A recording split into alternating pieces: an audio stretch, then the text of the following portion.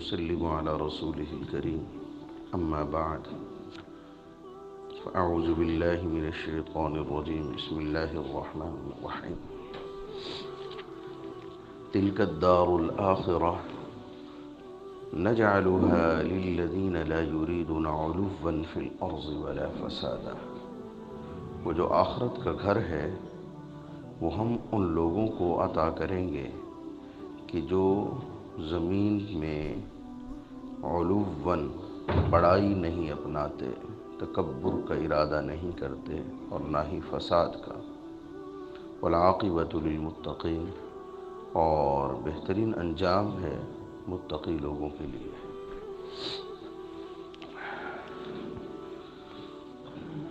اللہ رب العزت نے کائنات میں مختلف جہان بنائے۔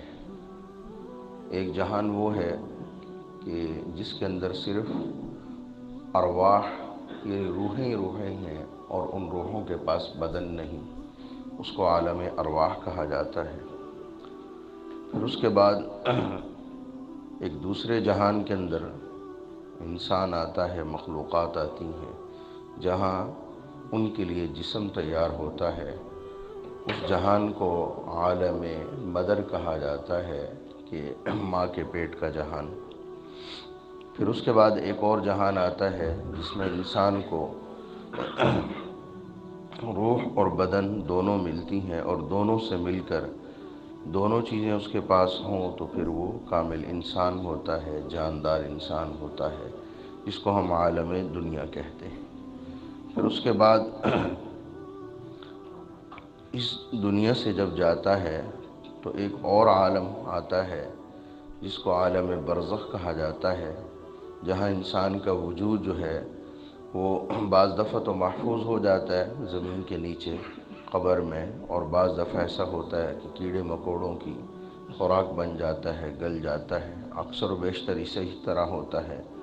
یہ ایک انتظار کی جگہ ہے، جس طرح انسان نے کسی منزل کی طرف جانا ہو اور راستے میں وہ اسٹیشن پر یا ہوائی اڈے پر کچھ دیر کے لیے بیٹھتا ہے، تو یہ ایسے ہی ہے۔ پھر اس کے بعد عالم آخرت ہے جو اصل جہان ہے، اور جس کے لیے یہ سارے جہان ابتدائی بیان کیے گئے، بنائے گئے۔ تو یہ جو دار آخرت ہے، اس کے بننے سنورنے کا، اس میں کامیابی یا ناکامی کا دار و مدار وہ اس سے پہلے جو عالم ہے مستقل عالم دنیا، اس پر ہے۔ اس عالم دنیا میں اللہ رب العزت نے انسان کو اور انسان کے ساتھ جن مخلوقات کو یعنی جنات کو اللہ نے مکلف بنایا ہے، ان کو دو راستے دکھا دیے۔ ایک خیر کا راستہ ہے، ایک شر کا راستہ ہے۔ خیر کے راستے پر چلنے کا طریقہ بتا دیا، شر کے راستے کے نقصانات بتا دیے، اور دونوں کے انجام سے بھی آگاہ کر دیا کہ خیر کے راستے سے چل کر میرے پاس آؤ گے تو یہ بہترین انجام ہوگا، اور اگر شر کے راستے سے ہو کر آؤ گے تو پھر اس کی یہ بدترین سزا ہوگی۔ اس میں ہر چیز کو وضاحت کے ساتھ کھول کھول کر بیان کر دیا ہے، اور جس طریقے سے اس کو بیان کیا گیا ہے اس طریقے کو شریعت کہا جاتا ہے، دین کہا جاتا ہے، مذہب کہا جاتا ہے، کہ اللہ رب العزت نے قرآن کریم میں اور اللہ کے نبی حضور اقدس صلی اللہ علیہ وسلم نے اپنے فرامین مبارکہ میں اور اسی طرح اپنے عمل کے ذریعے ان ساری چیزوں کو واضح کر دیا۔ اب فرمایا وہ آخرت کا جو گھر ہے، اصل گھر، اس کی کامیابی کس کو ملے گی؟ تو اس میں تین چیزیں بیان کی ہیں کہ جو آدمی تین چیزوں کا اہتمام کرے، دو سے بچنے کا اہتمام کرے گا اور ایک کو حاصل کرنے کی کوشش کرے گا، تو پھر آخرت کا جو بہترین انجام ہے، آخرت کی جو نعمتیں ہیں وہ ہم اس کو عطا کریں گے۔ ان میں پہلی چیز فرمایا لا یریدون علوا فی الارض، کہ دار آخرت یہ ان لوگوں کے ہم عطا کریں گے کہ جو زمین کے اندر علو نہیں چاہتے، بڑائی نہیں چاہتے۔ علو سے مراد مفسرین کرام رحمہم اللہ نے لکھا ہے کہ تکبر ہے۔ تکبر کیا ہے؟ کہ انسان کسی وجہ سے اپنے آپ کو بڑا سمجھے اور اپنے مقابلے میں دوسروں کو حقیر سمجھے۔ تکبر کے بہت سارے اسباب ہوتے ہیں۔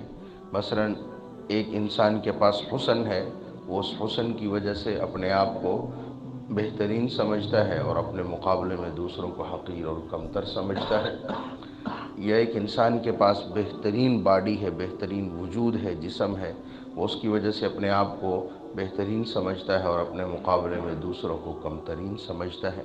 یا ایک انسان کے پاس علم ہے، یا ایک انسان کے پاس عہدہ ہے، یا ایک انسان کے پاس دولت ہے، یا ایک انسان کے پاس جو ہے وہ قوم، قبیلہ اور جتھا ہے، سرداری ہے۔ غرض یہ کہ کوئی ایسی چیز اس کے پاس ہے کہ جس کی وجہ سے وہ اپنے آپ کو بڑا اور اپنے مقابلے میں دوسرے لوگوں کو کم ترین سمجھتا ہے، تو اسے تکبر کہا جاتا ہے۔ یہ انسان کے اندر پائی جانے والی عادتوں میں سے ایک بدترین اور خطرناک عادت ہے، اور اس کے نقصانات بہت زیادہ ہیں۔ کائنات کے اندر جو سب سے پہلا مکلف گمراہ ہوا اسے ہم شیطان کہتے ہیں۔ اس شیطان کے گمراہ ہونے کا سبب کیا تھا؟ یہی تکبر تھا۔ اللہ رب العزت نے اسے حکم دیا کہ تم حضرت آدم علیہ السلام کے آگے تعظیماً جھک جاؤ، جیسے کہ فرشتے جھکے ہیں۔ اس نے انکار کیا اور اس سے پوچھا کہ تم نے انکار کیوں کیا؟ استکبرت ام کنت من العالین، کیا تم نے اپنے آپ کو بڑا سمجھ لیا ہے یا تم واقعتاً عالیشان لوگوں میں سے ہو؟ تو کہنے لگا میں واقعتاً بڑا ہوں۔ کیوں؟ خلقتہ من نار و خلقتہ من طین، مجھے آگ سے پیدا کیا ہے، آگ کے مزاج کے اندر روشنی ہے، نور ہے، ان کو مٹی سے پیدا کیا گیا ہے، مٹی تاریک ہوتی ہے، آگ کے مزاج کے اندر بلندی ہے، اس کو زمین پر بھی روشن کرو تو وہ بلندی کی طرف اٹھتی ہے، اور مٹی کے مزاج کے اندر جو ہے وہ عاجزی ہے کہ اگر اس کو فضا میں بھی چھوڑو گے تو وہ پستی کی طرف آئے گی۔ تو میں اس سے بڑا ہوں، یہ اس نے اللہ کے حکم کے آگے تکبر کیا اور ہمیشہ کے لیے اللہ کی رحمت سے محروم ہو گیا۔ انسان کمزور ہے، دھوکے کے اندر آ جاتا ہے، کبھی عہدے کے دھوکے میں مبتلا ہو جاتا ہے، کبھی حسن و جمال کے دھوکے میں مبتلا ہو جاتا ہے، کبھی دولت کے دھوکے میں مبتلا ہو جاتا ہے، کبھی علم کے دھوکے میں، کبھی قومی تفاخر کے دھوکے میں مبتلا ہو کر اپنے آپ کو بڑا سمجھنے لگتا ہے اور اپنے مقابلے میں دوسروں کو حقیر سمجھنے لگتا ہے۔ تو فرمایا کہ جن لوگوں کے اندر تکبر ہے تو ان کو آخرت کا گھر نہیں ملے گا، ہاں ان کو ملے گا کہ جن کے دل کے اندر تکبر نہیں ہے۔ اب بعض مرتبہ انسان تکبر کرنا نہیں چاہتا لیکن دل کے اندر پیدا ہو جاتا ہے، وہ اپنے دل کے اندر محسوس کرتا ہے۔ بعض دفعہ عمومی طور پر اور بعض دفعہ خاص افراد کے لحاظ سے وہ اپنے آپ کو بہترین اور اچھا سمجھنے لگ جاتا ہے، اور بعض خاص لوگوں کو اپنے مقابلے میں کم ترین سمجھنے لگ جاتا ہے۔ یہ تکبر اس کے اندر آ جاتا ہے۔ تو نبی کریم صلی اللہ علیہ وسلم نے اس کے جو مختلف علاج بتائیں ان میں ایک علاج نہایت آسان ہے، نہایت آسان، اس علاج پر ثواب بھی ہے اور اسی طرح جو ہے مرض بھی اس سے ختم ہو جاتا ہے۔ وہ علاج کیا ہے؟ حضور علیہ السلام نے ارشاد فرمایا البادی بالسلام بریء من الکبر، کہ جو آدمی سلام میں پہل کی کوشش کرتا ہے نا تو وہ تکبر سے آزاد ہو جاتا ہے۔ تو جو آدمی یہ محسوس کرے کہ میرے دل کے اندر تکبر ہے تو وہ ہر ایک سے سلام کرنے میں پہل کرے، اور سلام کرنے کا مطلب ہاتھ ملانا نہیں ہوتا، ہاتھ ملانا الگ چیز ہے، اس کو مصافحہ کہا جاتا ہے، وہ زیادہ سے زیادہ مستحب ہے۔ سلام کا تعلق زبان سے ہے، اس کے الفاظ شریعت نے بتلائیں، السلام علیکم یا السلام علیکم ورحمۃ اللہ یا السلام علیکم ورحمۃ اللہ وبرکاتہ، بس یہاں تک اس کے الفاظ ہیں، اور جتنے یہ الفاظ بڑھتے ہیں ثواب بڑھتا جاتا ہے۔ السلام علیکم کہا، السلام علیکم ورحمۃ اللہ کہا، رحمۃ اللہ کہنے سے 10 نیکیاں بڑھ گئی، اور برکاتہ کہنے سے 10 نیکیاں اور بڑھ گئی، بس اس سے آگے شریعت کے الفاظ نہیں ہیں، نہ شریعت نے تعلیم دی ہے۔ تو فرمایا کہ جو آدمی اپنے اندر تکبر محسوس کرے تو وہ ہر آتے جاتے شخص سے سلام میں پہل کرے، السلام علیکم السلام علیکم السلام علیکم۔ جب بار بار سلام میں پہل کرے گا، بازار میں جا رہا ہے، گلی کے اندر جا رہا ہے، کسی بھی طرف جا رہا ہے تو ہر طرف سلام میں پہل کرے، سنت پر بھی عمل ہوگا، ثواب بھی زیادہ ملے گا، اور تکبر کا علاج بھی ہوتا چلا جائے گا، کیونکہ متکبر آدمی کی گردن میں سریا آ جاتا ہے، وہ سلام کرنا تو درکنار، بعض دفعہ دوسرے کے سلام کا جواب دینا اپنے لیے توہین سمجھتا ہے۔ تو نبی کریم صلی اللہ علیہ وسلم نے یہ علاج بتایا کہ خود سلام میں پہل کرو۔ جب سلام میں پہل کرو گے تو یہ تکبر کا بت جو تمہارے اندر بن رہا ہے یہ پاش پاش ہو جائے گا، ختم ہو جائے گا، اور دوسروں کو بھی نہیں پتہ چلے گا کہ تم اپنے تکبر کا علاج کر رہے ہو، ثواب الگ سے کما رہے ہو، سنت پر عمل الگ سے ہو رہا ہے اور علاج الگ سے ہو رہا ہے۔ ولا فسادہ، دوسری چیز فرمایا کہ وہ زمین کے اندر فساد نہیں چاہتے۔ فساد کا لفظ عرف میں قتل و غارت کے لیے استعمال ہوتا ہے، یا ایسے کام کے لیے جس سے لوگوں میں فتنہ برپا ہو، شرارت ہو، لڑائی جھگڑا ہو، اس کے لیے عام طور پر فساد کا لفظ استعمال ہوتا ہے، لیکن یہاں مراد ہر قسم کا گناہ ہے، ہر قسم کی معصیت ہے کہ آدمی اپنے آپ کو ہر قسم کے گناہ سے بچائے۔ تو یہ دوسری چیز ہے جس سے اپنے آپ کو بچانا ہے، اور قرآن کریم نے یہاں یہ کہا ہے لا یریدون، کہ وہ زمین کے اندر تکبر کا ارادہ نہیں کرتے۔ تو اس سے اس بات کی طرف اشارہ ملتا ہے کہ اگر انسان گناہ کا پختہ ارادہ کرے لیکن گناہ کسی وجہ سے کرنے نہ پائے، تو اس پختہ ارادہ کرنے کا بھی جو ہے وہ گناہ الگ سے ملتا ہے۔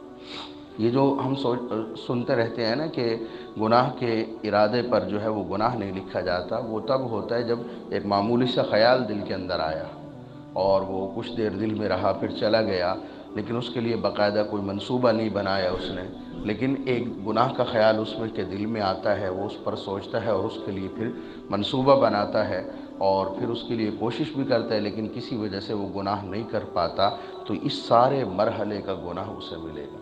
ایک آدمی کے دل میں اللہ معاف کرے چوری کا خیال آتا ہے، وہ چوری کا پلان بھی بناتا ہے کہ میں نے فلاں دکان میں یا فلاں گھر میں چوری کرنی ہے، اور اس کے لیے کوشش بھی کرتا ہے، لیکن کسی وجہ سے اس کو موقع نہیں ملتا چوری کرنے کا، تو یہ جو اس نے سارا پلان بنایا ہے یہ ارادہ گناہ ہے، یہ عزم ہے گناہ کا، اس پر اسے گناہ ملے گا۔